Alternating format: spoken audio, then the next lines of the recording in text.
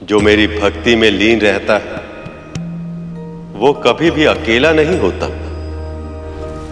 ओम नमो नारायणाय।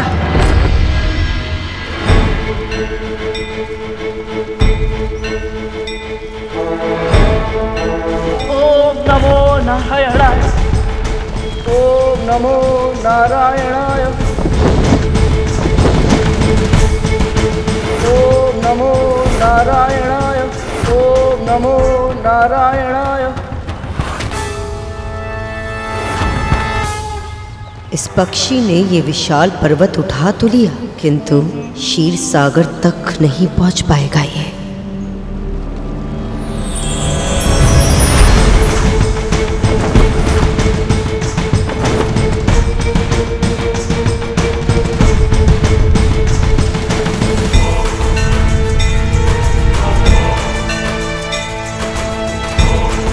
ये असंभव है। नारायण नारायण, असंभव को संभव कर दिखाया गरुड़ तुमने। तुम धन्य हो गरुड़, तुम धन्य हो। तुम धन्य हो गरुड़, धन्य हो।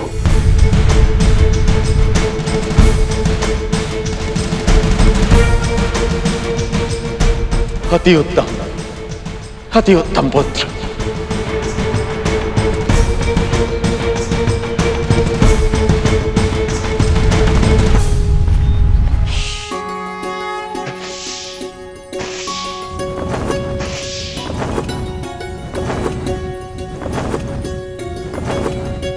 गरुड़,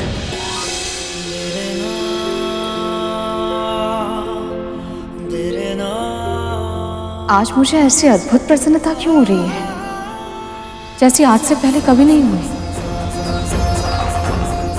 क्या कारण हो सकता है इसका?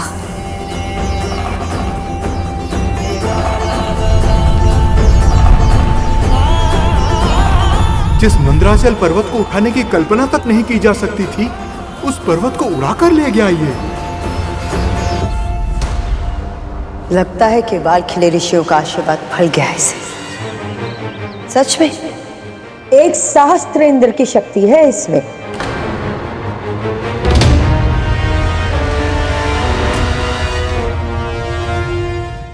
हमें शीघ्र ही क्षीर सागर पहुंचना चाहिए। मैं सहमत हूं देवराज।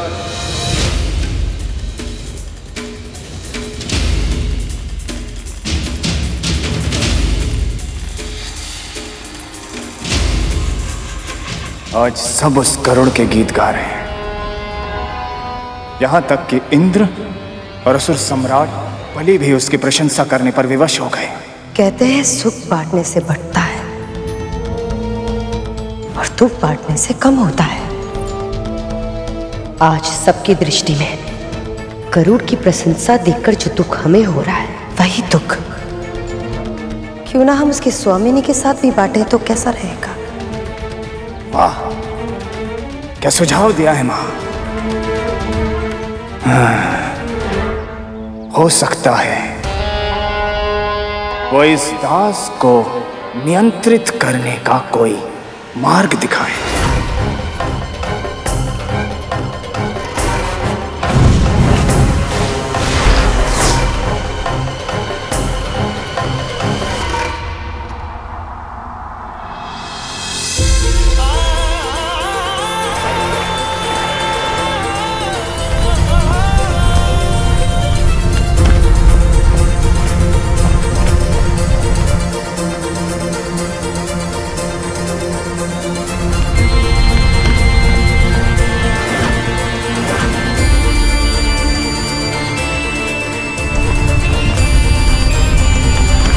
धन्य हो गरुड़, तुम धन्य हो। तुम धन्य हो गरुड़, तुम धन्य हो। सत्य कह रहे हो तुम? सभी देवदानव, यहां तक कि गुरु बृहस्पति और मुनिवर नारद भी उस गरुड़ की प्रशंसा कर रहे थे, उसका गुणगान कर रहे थे। ऐसा लग रहा था कि पूरे क्षीर सागर में केवल एक ही नाम गूंज रहा है, गरुड़ गरुड़ गरुड़।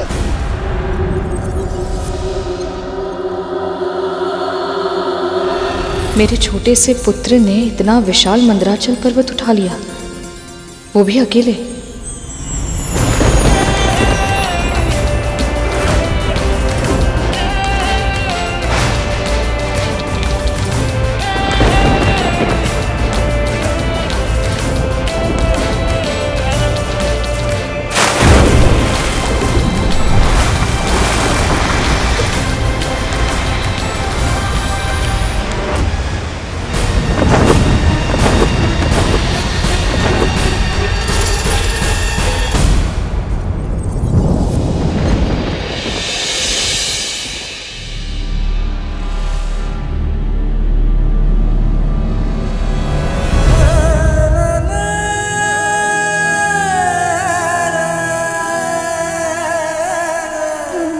माँ माँ माँ माँ।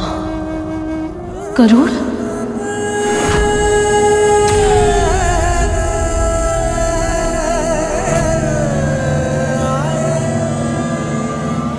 तो तू यहाँ छुप छुप कर हमारी गुप्तचरी कर रही है।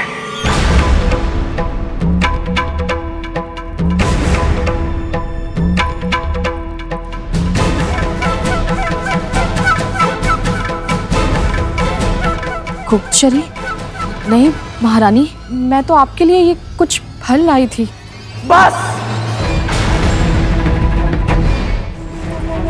अधिक स्वांग करने की आवश्यकता नहीं है तुझे।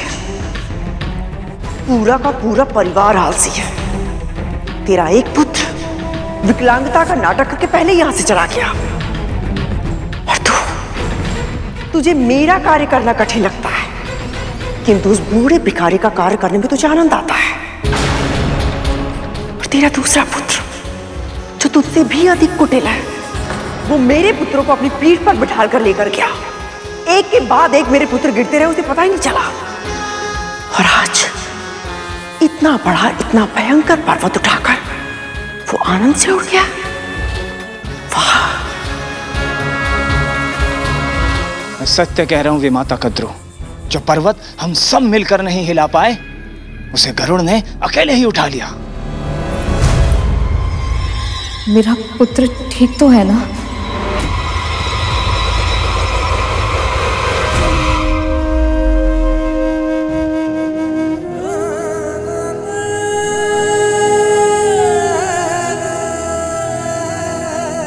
पुत्र, क्या हुआ? तुम ठीक तो हो? पुत्र, आज तुमने बहुत ही बड़ा और महत्वपूर्ण कार्य किया है कि अब तुम्हारी महिमा युगों युगों तक गाई जाएगी।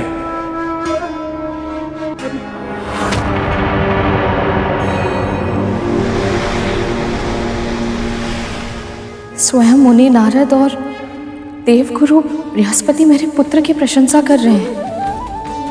मेरे लिए उससे अधिक गर्व की बात और क्या हो सकती है? ये सब मेरे प्रभु विष्णु की कृपा से ही हुआ है। मैं अभी उन्हें प्रसाद चढ़ाकर आती हूँ। रुक जाओ कालिया, मनाने दो उसे आनंद। माँ को लगा था कि आप गरुड़ को रोकने का उपाय सुझाएंगे, पर आप तो उसकी माँ के साथ उसकी सफलता का उत्सव मना रही हैं। मुझे तो लगा था कि दीदी का पुत्र दीदी की तरह बुद्धिमान होगा, किंतु तुम तो बिल्कुल मंदबुद्धि निकले। गरुड़ को रोकने का उपाय स्वयं उसकी माँ मुझे अभी भी बता कर गई है। मैं समझे नहीं विमाता। यदि ये सूचना पाकर विंता जैसी विनीत स्त्री भी गर्व से फूले नहीं समा रही है, तो सोचो गरुड़ में भी अहंकार आना स्वाभाविक है। और यदि उस गरुड़ में अहंकार आ गया तो उसका भी वैसे ही पतन हो जाएगा जैसे इंद्र और अन्य देवताओं का हुआ।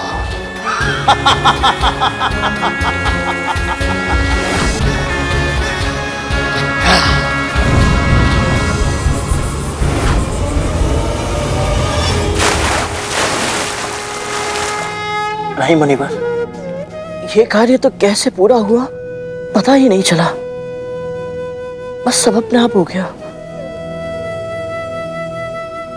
इतने भी अधिक विनीत बनने की आवश्यकता नहीं है गरुड़।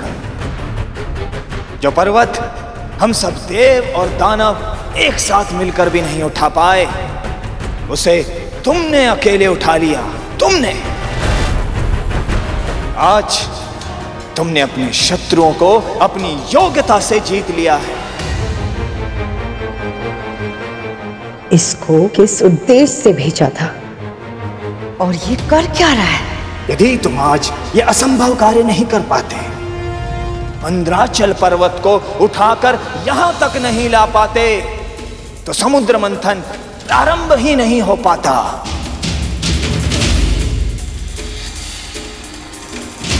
राहु तो गरुड़ को अहंकार की ओर ले जा रहा है। सत्य तो यह है गरुड़ कि इस समुद्र मंथन को संभव बनाया है तुमने, केवल तुमने।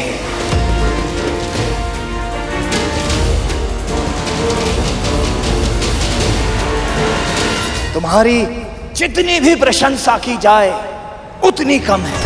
विंतानंदन गरुड़ की, विंतानंदन गरुड़ की, विंतानंदन गरुड़ की, विंतानंदन गरुड़ की, विंतानंदन गरुड़ की, विंतानंदन गरुड़ की, विंतानंदन गरुड़ की, विंतानंदन गरुड़ की, विंतानंदन गरुड़ की, विंतानंदन गरुड़ की, विंतानंदन गरुड़ की।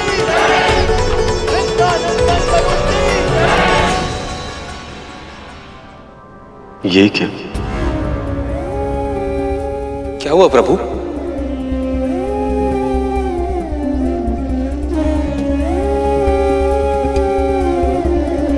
जब पुत्र पहली बार अपने पांव पर चलने का प्रयास करता है तो पिता को पहले से ही पता होता कि वो गिरने वाला है, किंतु तब भी पिता उसे रोकते नहीं, क्योंकि वह चाहते हैं कि बालक गिरकर स्वयं से फिर से खड़ा होना सीखे।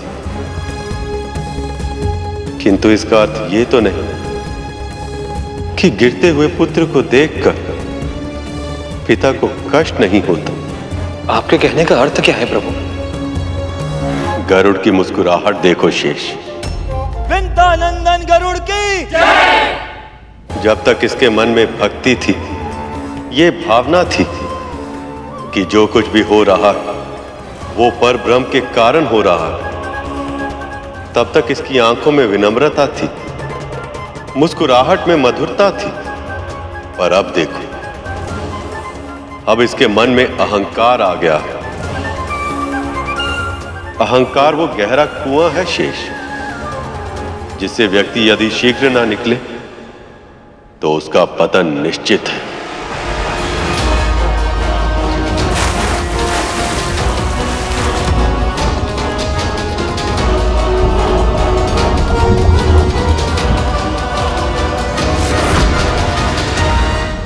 क्या हुआ? ये सब ऐसे शांत क्यों हो गए?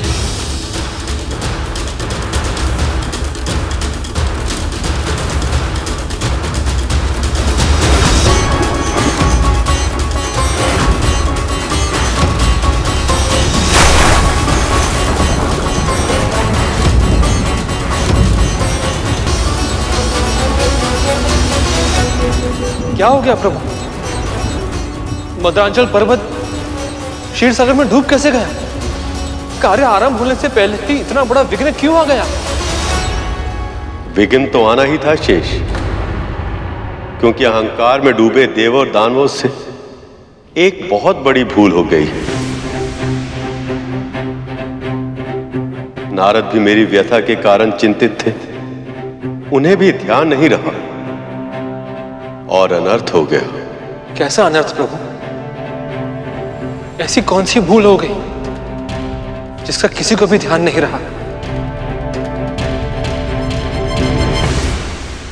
बताइए मुनिवर, हमसे ऐसी कौन सी भूल हो गई? उस भूल को सुधारने के लिए जो आवश्यक होगा मैं करूंगा। किसी भी अनुष्ठान को करने से पहले प्रभु श्री गणेश का ध्यान अवश्य करना चाहिए करूं। उनकी प्रार्थना किए बिना यदि कोई भी कार्य प्रारंभ किया जाए तो विघ्न आना तो निश्चित है।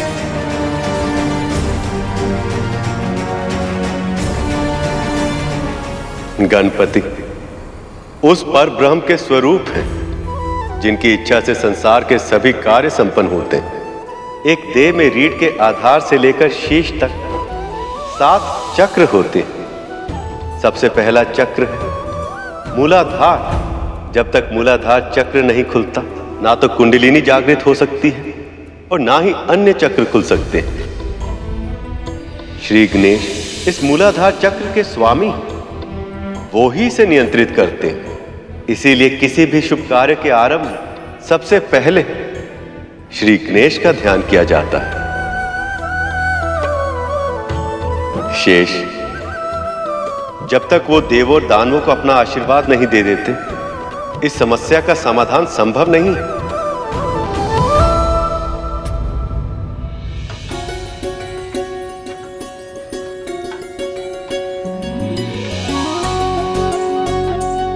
कितनी सौभाग्यवान है ना अदिति दीदी और दीदी दीदी, जो मेरे पुत्र को यह अविश्वसनीय कार्य करते हुए देख पाई। यदि किसी तरह मैं भी इस अद्भुत घटना की साक्षी बन पाती तो।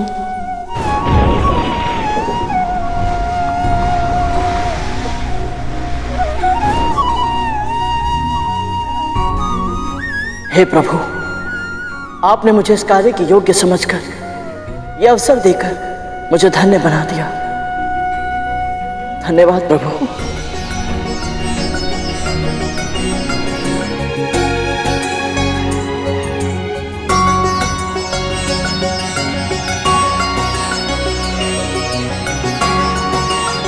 आशीर्वाद दीजिए मां।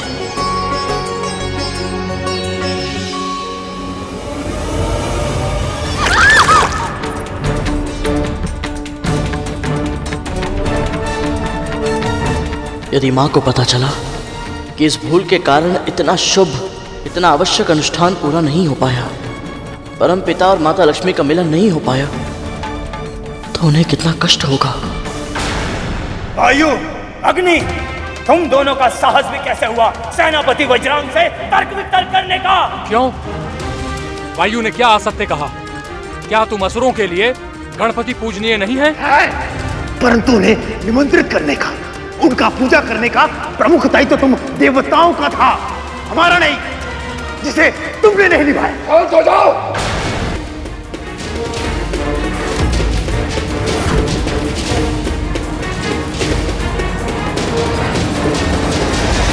ये समय वाद विवाद का नहीं है। हमें उनका ध्यान करके उनका आह्वान करना होगा और उसके पश्चात उनसे क्षमा मांगनी होगी। तो फिर ऐसा ही होगा देवी अदिति। आप सब पूजन की तैयारी कीजिए। नारायण नारायण।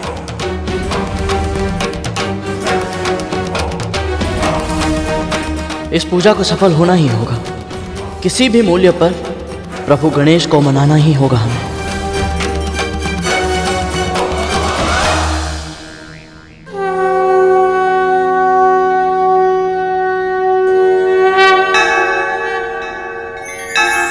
विघ्नेश वीर्याणि विचित्रकाणि बंदी जनैर्मागधकः श्रुत्वा समुतिष्ठ गजानन त्वं ब्राह्मोर्जगन्मङ्गलकं कुरुष्व। एवं मया प्रार्थित विघ्नराजश्चित्तेन चोत्थाय बहिर्गणेश तं निर्गतं वीक्ष्य नमन्ति देवाः संवादयो योगी मुखास्तथा।